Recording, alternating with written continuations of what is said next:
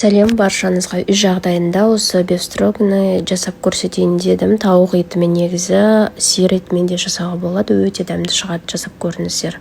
Алдымен осындай тауықтың кеуде тұсын алып, жақсылап турайтын боламыз. Өздеріңіз қалағанша мен 3 бұрыштап турадым барынша. Одан кейін осындай 2 крупный жаңағы дәурек пиязымызды алып, жақсылап өстіп жіңішке етіп турап аламыз.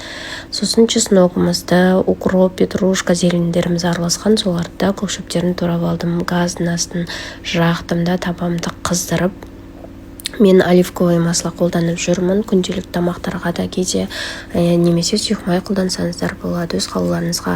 Сонымен қатар мен қасына пюремен күріш жасайтын боламын. Оған картошкамды жақсылап ашып, дайындап алып, суға салатын болам қазір. Және қызып тұрған майымызға жаңағы тауықтың төсетін салып, осылай мен сары майды да үстіне салып жүрем, өте дәмді болады. Одан кейін жақсылап араластырып аламыз. Картошкамызды сол арада пюре жасау үшін суға қайнатамыз. Мен тұзды суға құйып, одан кейін тұзын салып жауып қойдым. Сонымен қатар күрішімді жуып алдым да тап-таза етіп. Мына жақта бефстрогымыздың несін подлифін жасап жатырмын. Оған петрушка, қызыл бұрыш, қара бұрыш, паприкаларымды, чесногымды салып, дәмдеуіштердің бұрышағын кесіп, сол жақтарында салып жүрем, араластырын. Күрішімізге май құйып табамыз, қызып тұрғанда май құйып жақсылап араластырып, тұзын салып, оны да суын құйып қоятын болам қазір.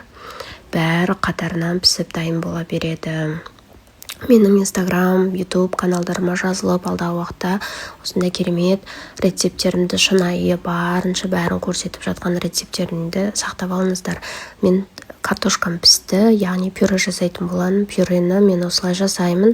Сары майға осылай бір жұмыртқаны, тұзымды салып, жақсылап үстінен сүт құйып езіп алам.